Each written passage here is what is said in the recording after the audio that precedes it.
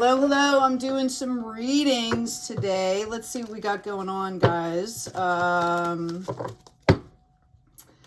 been picking up on a lot of different energies, so I have just decided to do a bunch of videos. That way you can read the titles and pick what's best for you, what resonates with you. What do we got going on here? Somebody's in the process of a death and a rebirth or coming out of that. I'm also picking up on the fact that someone around you could have possibly passed, someone that was near to you.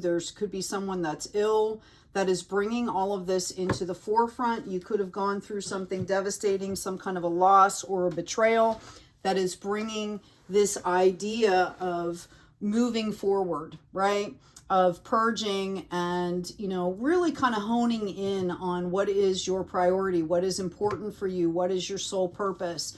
I see that someone has passed the point of fear around this. So congratulations, that's not an easy task.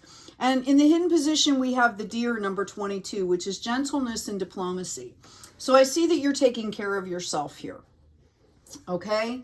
And you might not even realize how much care you've been taking in just even choosing this path, is what I'm being told to tell you. You are being guided and protected on this journey.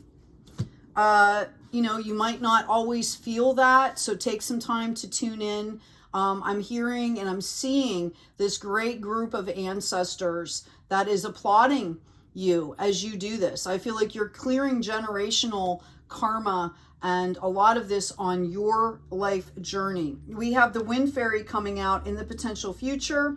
Thoughts, words, and intellectual analysis, number 29, which goes into 11. So I feel like a lot of you are in a very innovative, visionary type stage right now, or you will be going into that very soon. Okay? As a beautiful friend of mine had mentioned, dream wisely.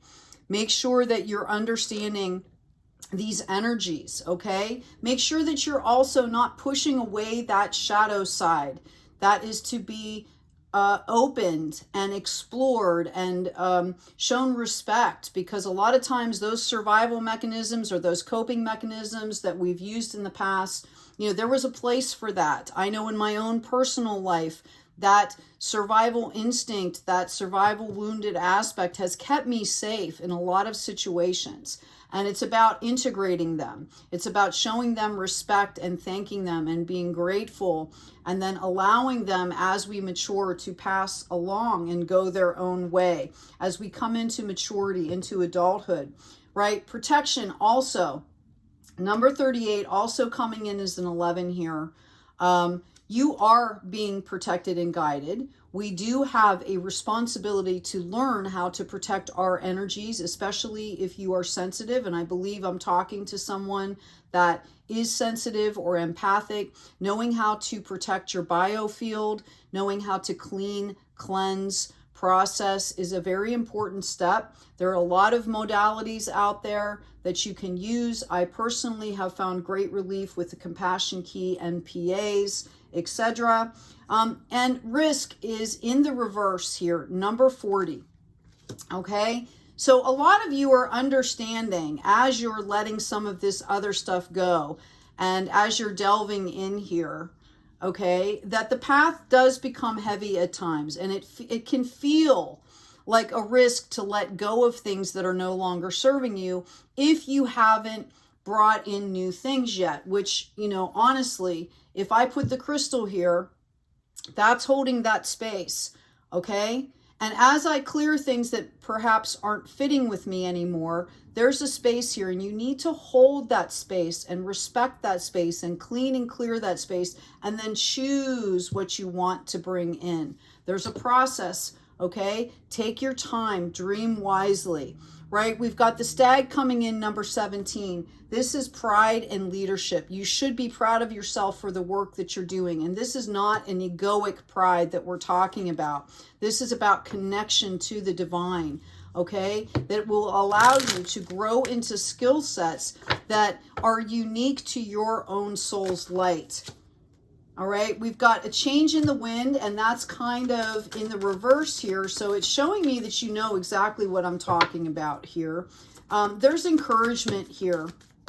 Okay, keep going, understanding that it might kind of feel like things aren't processing as quickly, or just know there's so many levels to this process. There's a lot that goes on in the ethereal as well as in the 3D.